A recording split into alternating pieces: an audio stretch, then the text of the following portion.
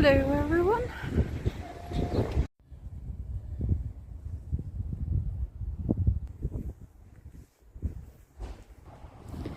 Today I'm taking you for a wandering through Dill. Dill is a small seaside town on the east coast of Kent, and of course it has the sea that covers the nature a bit, and it has a castle. It actually has two, but only one is left standing. So I'm gonna take you to visit Dill Castle today. And ta-da! There it is. I'm by the main road, which is noisy, so I'm gonna continue when we get in.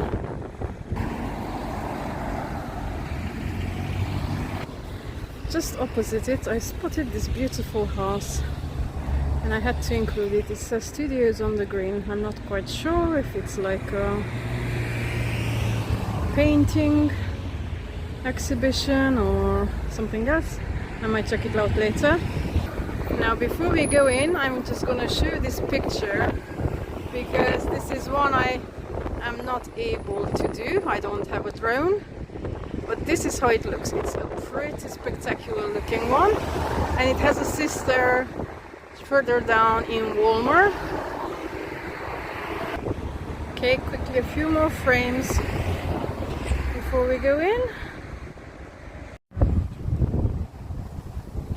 Tom, tom, tom, let's go in.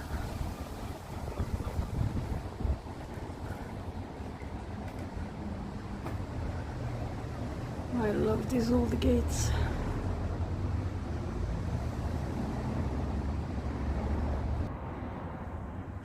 There, a bit of info. I'm gonna tell you some more about it as we walk around.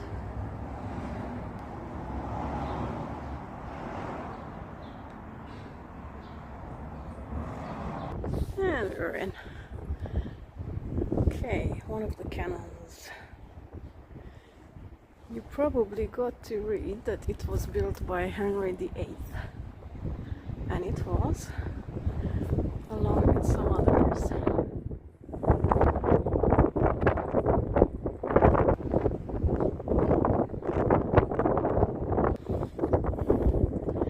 Let's go up.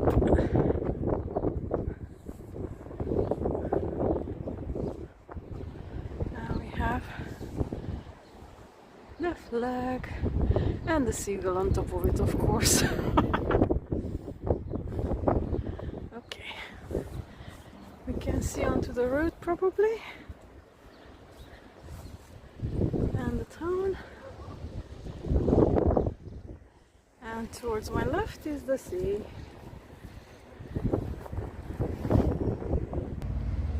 Right, as I was saying, it was constructed by Henry VIII between 1539 and 1540, and it formed part of the King's device program to protect against invasion from France and the Holy Roman Empire. And it was like a strategic defense point. It has a keep with 6 inner and outer bastions, and it's a moated stone castle. There's 66 firing positions for artillery, and at that time it cost the crown around 27,000 and a bit pounds to build up these 3 castles: Dill, Sandown and Walmer. I will be taking you to Walmer on another outing, but Sandown is no more. There's some foundation ruins left, but I don't think it's worth visiting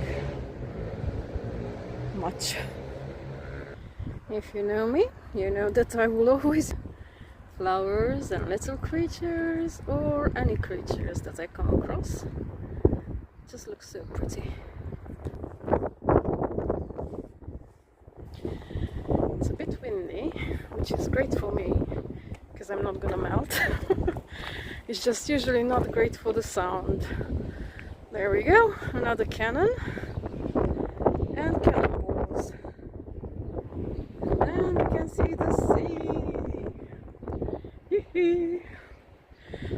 so happy every time I get to come somewhere by the sea. Well, I'm not sure what speed would these cannonballs be fired out, but I'm sure I wouldn't want one coming against me. Let's see.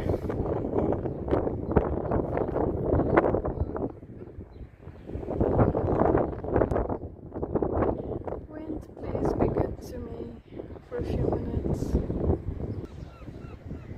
There we go. Looks beautiful. It's just a shame that the modern stuff is in there, but let's focus on the old.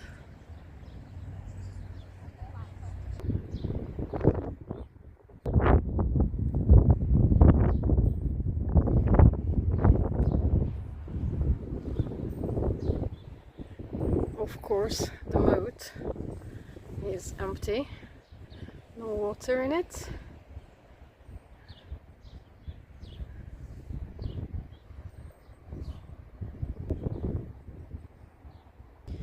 Now, as I walk around it, more or less all looks the same, because that was the whole purpose. You saw the area of photo. Sorry, I got cut off. So you can see that it's like a pretty 6-part building, and in this case the prettiness didn't serve it the best, because the structure itself wasn't the ideal way of defending. It did its job, but as the time of Henry VIII, Queen Elizabeth I, oh wait, by the way, she did visit here, has passed, it more or less fell into disrepute. Then it was turned into lodgings for the captains, and it had an up and down story like most castles do. It is now in the care of the English Heritage, so it's open to visitors, and it has been, I think, for over 100 years.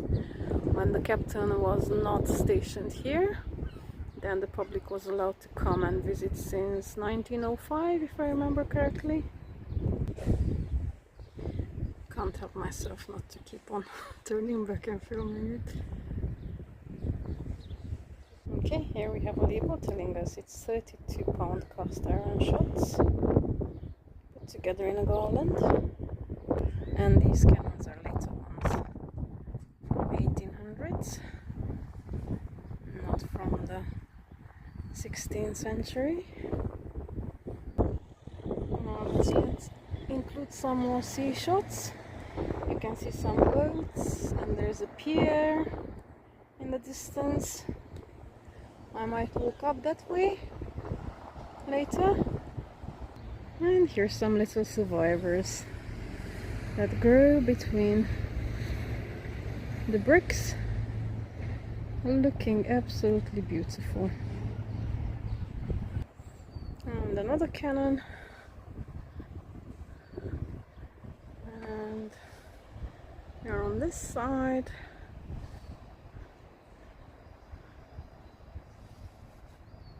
time I visit the castle or old building, my imagination just goes wild. And I can't help myself not to imagine the stories that might have happened here, inspired from reality or completely made up. I think I should start writing books. Okay, let's go down and see the keep. The sky looks glorious again today.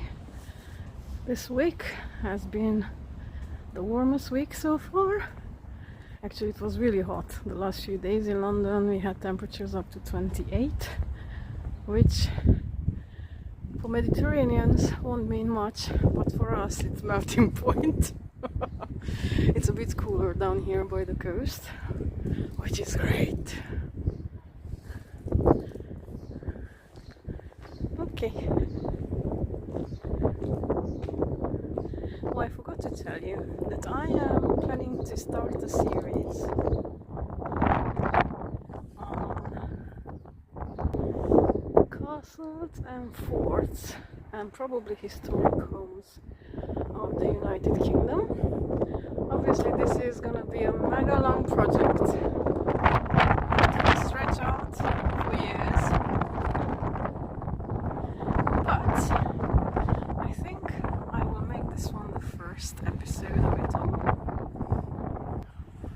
We can go down to the basement, so that's where we are gonna go now.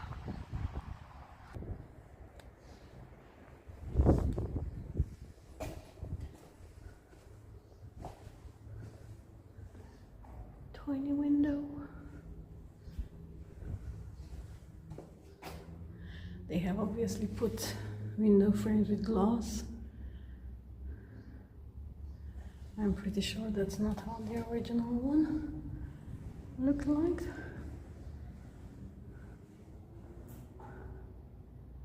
More. So we are inside the keep now.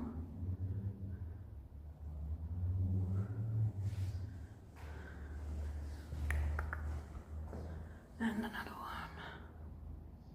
Okay, back to one of these. So these are the spots where they could fire handguns. And then, because obviously they used gunpowder, which was stinky and had a lot of smoke, they built these shafts through which the smoke could go out. That's clever. Here's another. Well, this is a drawing of how it originally looked like. You can see the cannons and all. Another model. And I just spotted here a massive fireplace. There's still some of the old wooden beams going across.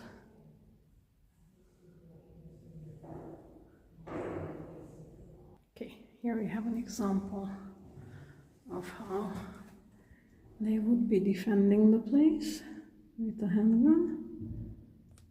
Well, handheld gun, not today's handgun.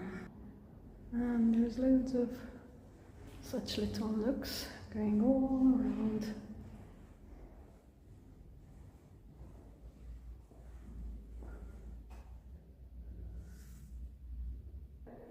I came back because I was too curious. You can actually move it, position it, and then shoot. And more of these. As you go round and round, they keep repeating.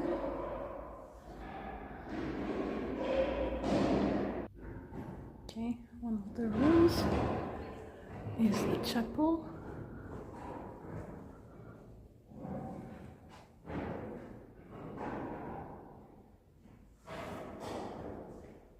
Somebody's experimenting with something in the background. Okay, we have a map of Europe in the year when they started building Dale Castle. I don't know if I can put it all into the frame because it's rather large, but it's interesting. Okay, here on this part we have England, Ireland, Scotland. I'm just showing you a few of these ships. They were pretty cool.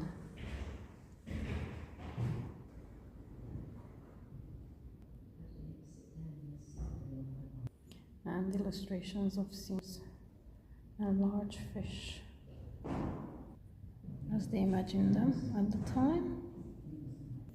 Of course, you must have a mermaid, a double-tailed one. And here, I must show you the main character, Henry VIII, who was a very naughty, naughty boy. And now let's go. Oops. Oh my. That looks cool though. Okay. Let's get dizzy.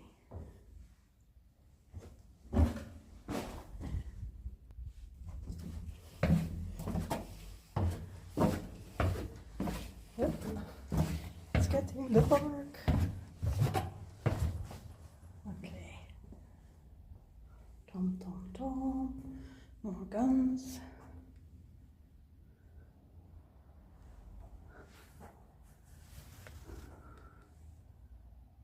That's nice. I'm not quite sure. Where does this one lead? I think it's closed.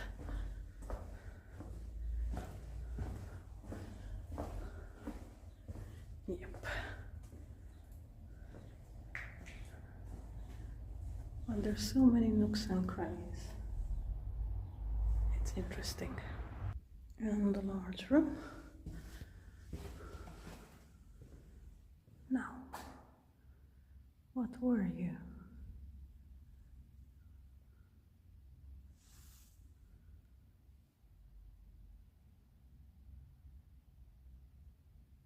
And the vegetation is invading in.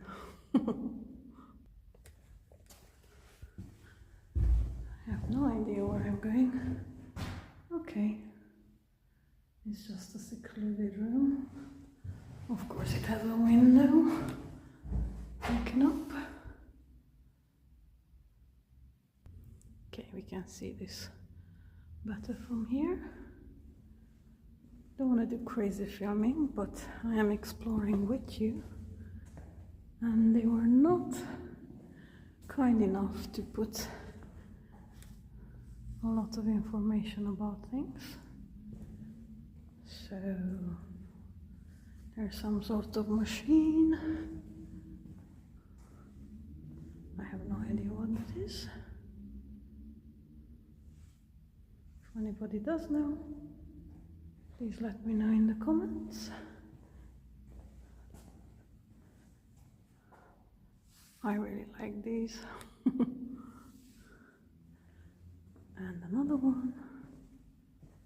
And yeah, just keep on going round in the maze. Ooh, more this way. Hold on, I need to take a photo.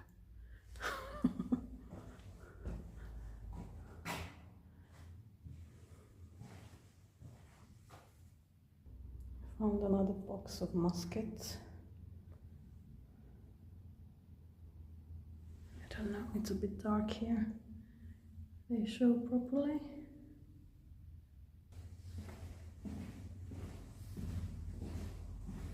Okay, I can see dampness on the floor. Woohoo! Beware of flooding, okay. Hopefully not today. More little secret hidey holes. And there.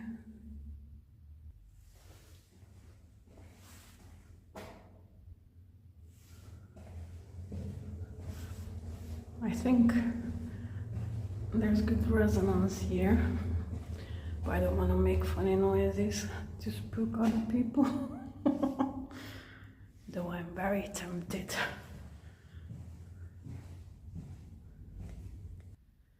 Okay, let's see what's in here.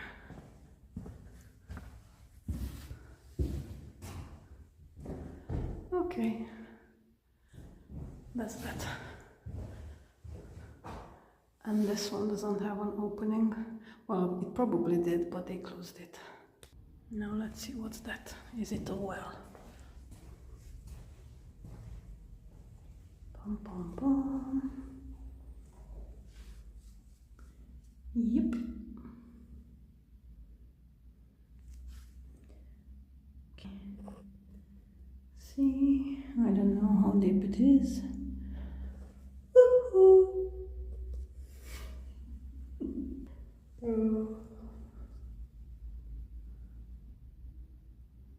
And we are back to this one. Okay, I'm gonna go back up because let me tell you, I was hiding from the heat, but it's a bit chilly down here. Oh, they're big. I'm back into the sunshine. and the blue skies.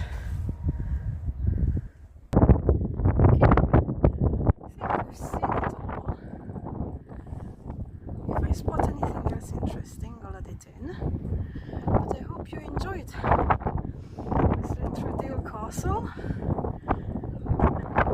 Should you be somewhere in the east, southeast Kent area, I highly recommend it, putting it on to be visited with your family or by yourself, or however you prefer. Let's include this side as well.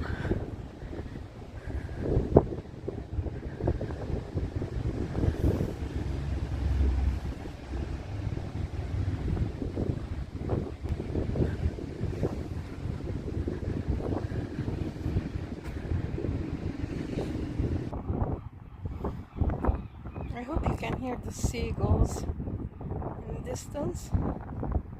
And before I go out, I just wanted to include this door, which is pretty cool. It's a narrow one, but it has all these beautiful metal decorations to keep it strong.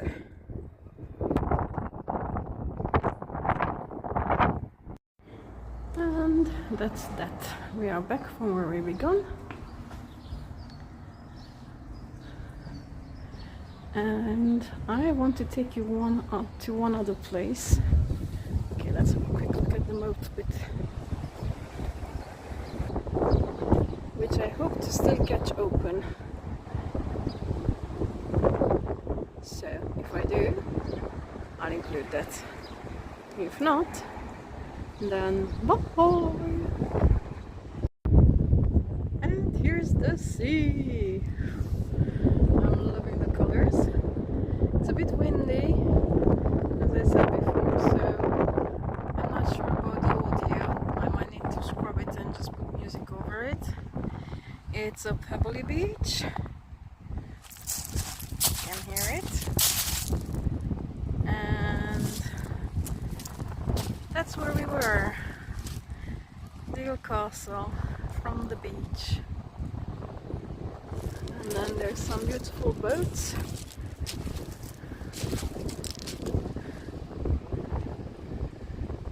And I'm going that way because there's a beautiful looking building.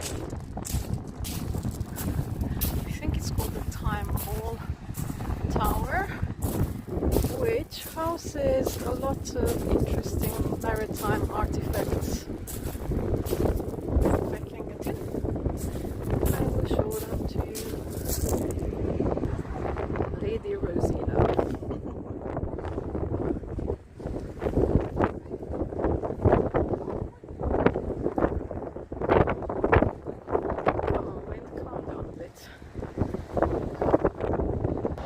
I just spotted a funky flag. It says time flies when you are having rum, and there's a skeleton head drinking rum with crossbows. There are some beautiful buildings alongside the beach. I'm not sure if they're private houses or hotels. This one is Lady Barrow. And must include you beautiful ones in 3 colors. How nice! Very, very nice. Spotted a couple of seagulls chilling. And there's the pier. I'm not gonna go to the end of it because, well, I'll see. If I still have energy left later in the day, I'm sure the views from there are very nice. What I'm very surprised about is that this beach is pretty much empty. I only saw a few people sitting and enjoying the sunshine and the views. I suppose if it would be closer to London, then it would be inundated by Londoners wanting to sunbathe and chill. Oh well. more pretty flowers. And ta-da! I found it! We are at the timeball tower. Now, a brief intro about it. This was established in 1855 during the time of King Charles V by a royal astronomer whose name I forgot, I think Vidal. And you can see the time ball on top of it, which is like a signal thing with syncing in with Greenwich Mean Time in London. So, as I said, as far as I know, it has some interesting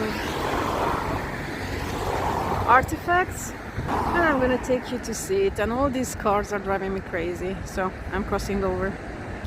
And there we have some of the drawings of the time. As I said, 1880 some. Oh, 55 was the original, but that says okay, so 30 years later this drawing was made. I'm just gonna zoom on here so you can read how it functioned and some more interesting bits. Okay, I'm in.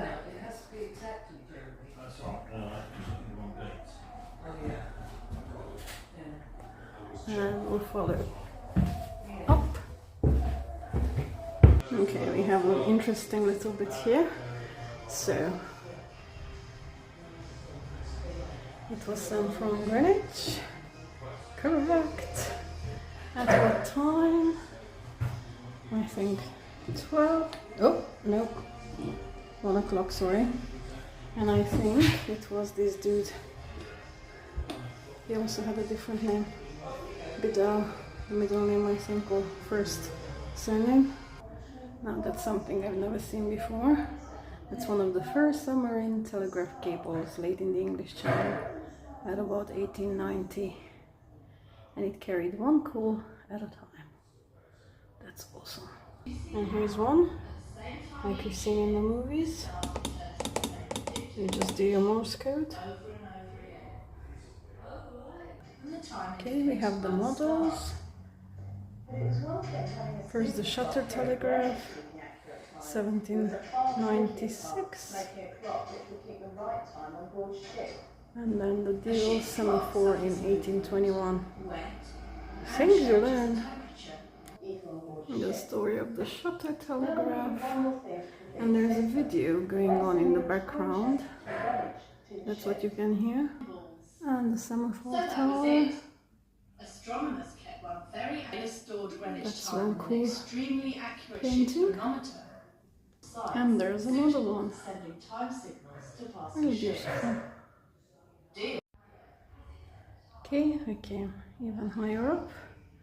You can see pictures of the different towers in different parts. And yeah, I think even in different countries.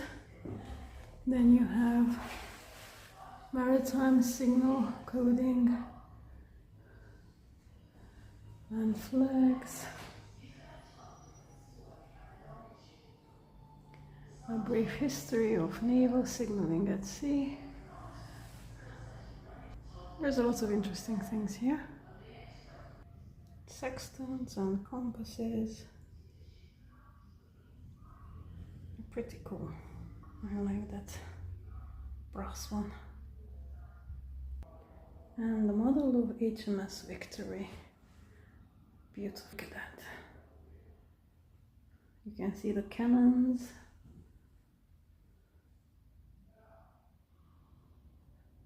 And a lot going on there.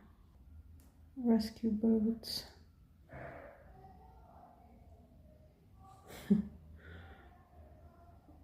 This is one of my ultimate fantasies. I will go on one of these type of boats.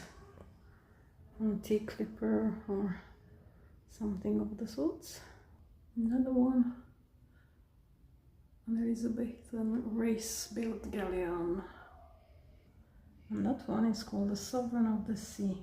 At that time, it was the largest ship Again, Elizabethan times, I think. And another painting. Okay, because they are behind glass, it's a bit tricky to show them to you because of the reflections, but there. Now the rest of the stairs I came up are not original, but these ones are all the way to the top. What are we gonna see here? It's the mechanism of the time ball that goes up the ceiling and up. Different clock types.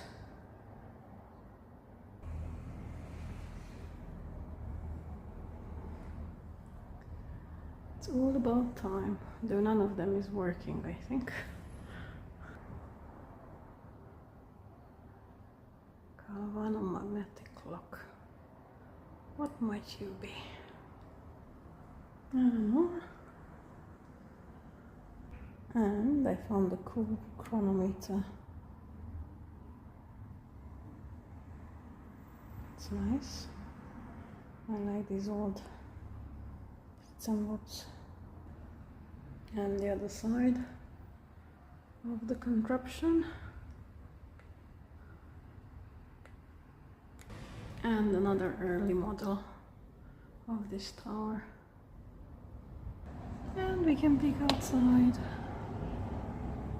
And what then can we see? A lot of cars. And the sea. Okay, and just wanted to include that. I like the detail, plus it tells us when it was done, as this was, as I said, established 2 years later than that date. Now let's go back down. Okay, and I'm out.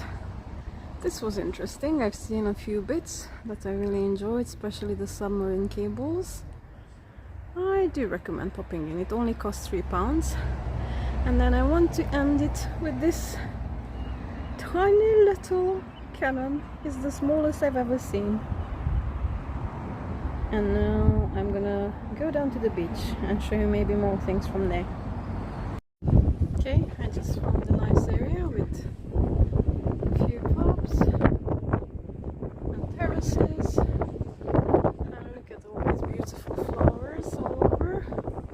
And then there's an incy-wincy narrow road going down that way.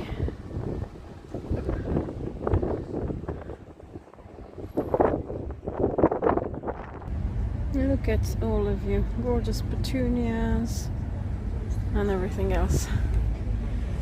Now, I thought I might have a very late lunch or early dinner here, but I don't think so.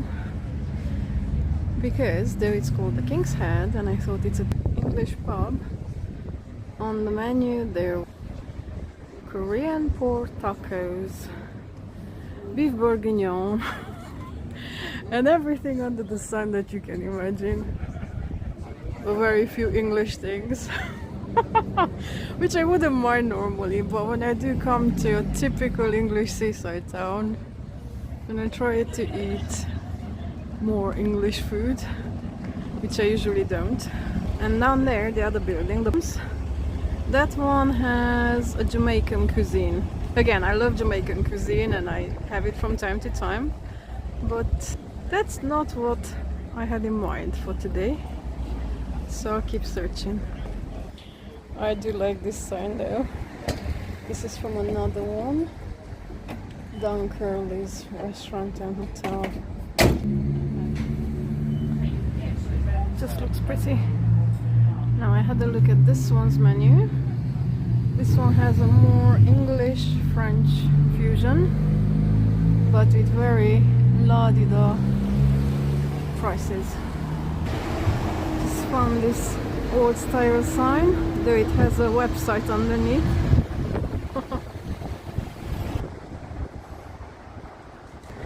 Okay, and as I'm walking I got very near the pier. I'm starting to spot more people out. And some doggos there. Hello.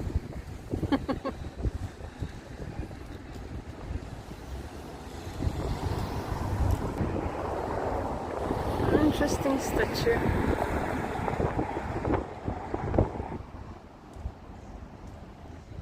Okay, and the pier from this side as well.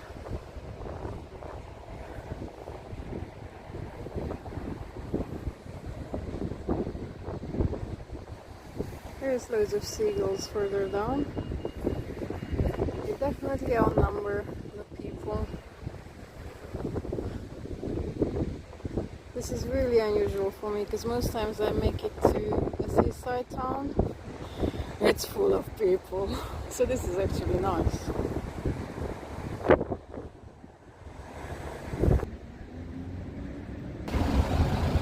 Random pretty things. Okay, in the end I decided to stop in a beach parlor, a typical English one, and I'm not having your normal lunch. I'm having the scone with strawberry jam and butter and the coffee. So I decided to come and sit with the seagulls. There's loads of them of different ages. You can see the ones that are speckled. Those are the younglings. They are now adult size, but they are actually still babies. They will mature in, I think, 2 years. That's their time frame, if I remember correctly. And you can see the other ones with more white on their heads and pale grey, like this one who just landed. These ones are the adults, and if we manage to hear their voices, you can actually tell a difference, because the speckled ones still sound very young. Can you hear it? I don't know what's my camera picking up, because it's also a bit windy. So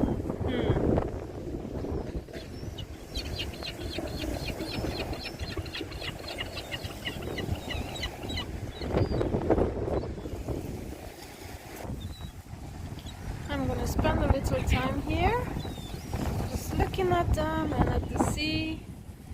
It always helps me recharge somehow and sort my thoughts and things. That's the effect of the waves, and I'm pretty sure I'm not the only one who can say this. There's some others. They're all watching the few humans who are sitting on the beach to see if they will get any treats and morsels they might be able to steal. Hey, Karate Kid, take it easy. I forgot to check the tide times, but I have the impression that the tide is coming in now. I'll check it for tomorrow, so I know how to time myself for beach walks. Oh, kids, please. Nothing bad happened to the little girl, by the way. You just heard screaming. It's just literally the waves are coming towards her. She's squealing. Now back to you guys. They're chilling.